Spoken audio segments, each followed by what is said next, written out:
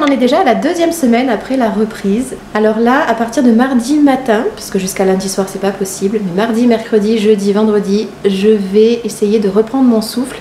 La première semaine a été trépidante, le pire ayant été jeudi. Je le sais bien parce qu'on est présentement le fameux jeudi en question. Pour la 2e fois cette semaine, tout le système informatique de notre cité scolaire a planté royalement. Une classe très pénible. En rentrant ce soir, mon ordinateur perso ne voulait rien savoir. Chocobro à distance m'a aidé, on a mis le temps, mais ça y est, le problème semble résolu et j'ai fait une maxi sauvegarde ce soir. En plus, il pleut et il fait très sombre. Quelle journée! J'ai hâte d'être au lit. Totoro aussi, il est complètement débordé, il n'y a aucun soir de la semaine où il mange avec nous, il n'arrête pas. La semaine après va être aussi à 1000 à l'heure et encore plus remplie que d'habitude.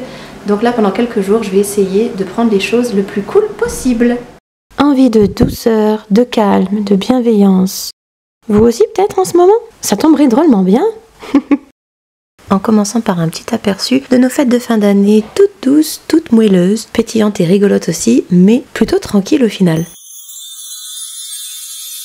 As I walk through this wicked world, searching for light in the darkness of insanity, I ask myself, is all hope lost?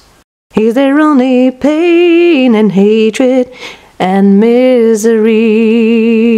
And each time I feel like this inside, there's one thing I wanna know. What's so funny about peace, love and understanding? Oh, what's so funny about peace, love and understanding?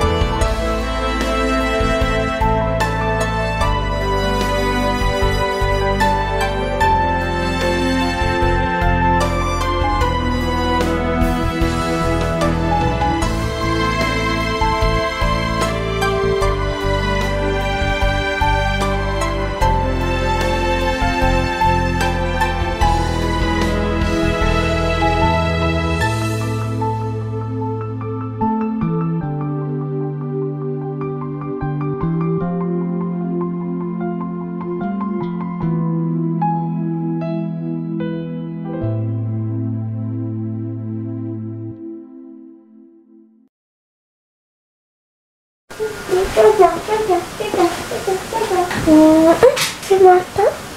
Oui, t'es bien dans ton chou. Encore une fois avec ce tome 3, je me régale. C'est une gentille enquête menée par des animaux. Morleva, toujours une valeur sûre.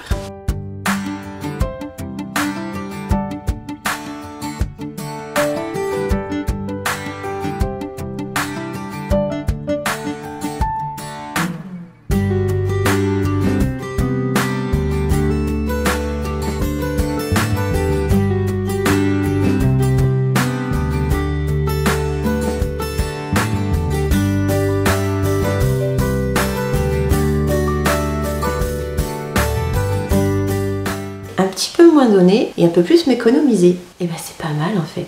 Et tant que je suis à côté de mon étagère, là, je vous propose un petit florilège de mes romans feel good préférés. En tout cas, ceux que j'ai à la maison, quoi. Ceux que j'ai conservés au fil des années. Donc ceux auxquels je suis très attachée.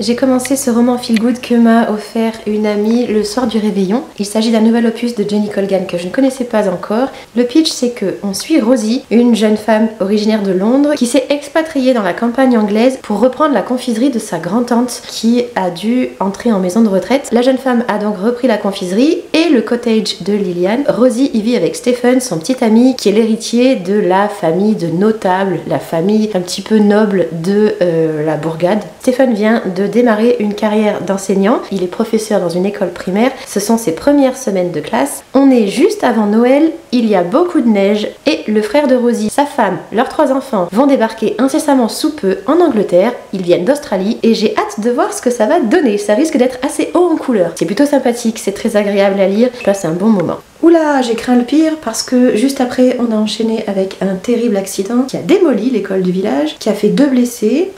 Je me suis dit, waouh, c'est vraiment très très lourd. Le manoir de la mère de Stephen va sans doute servir d'école d'appoint. Bref, un petit mélange étonnant. On est vendredi, milieu d'après-midi, et j'aimerais vraiment terminer mon Jenny Colgan. J'aime bien l'ambiance, les personnages sont sympas et tout, mais c'est pas non plus un coup de cœur. Et en plus, je trouve que les dialogues sont difficiles à suivre, ça va dans tous les sens. Les personnages se charrient beaucoup, tout.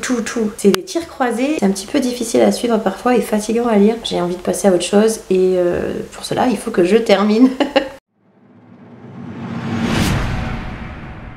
Plein de surprises dans le dernier tiers. Et oui, ce fut une lecture, ma foi, bien agréable. Merci Céline. Et j'ai trouvé beaucoup moins de maladresse de traduction dans la suite.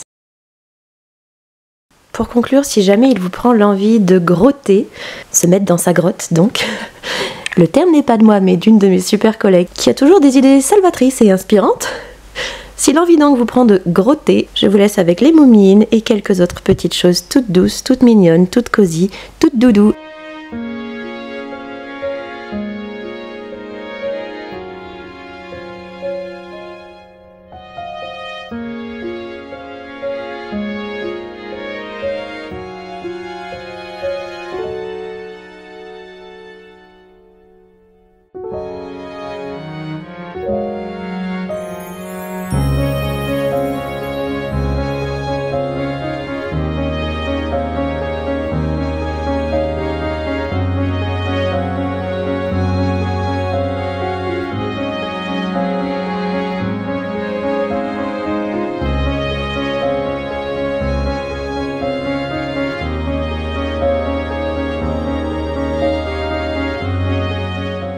Prenez parfois le temps de ralentir, si vous le pouvez bien sûr. Prenez grand soin de vous parce que c'est indispensable de prendre soin de soi pour pouvoir prendre soin des autres. Et je vous fais de gros bisous, à plus!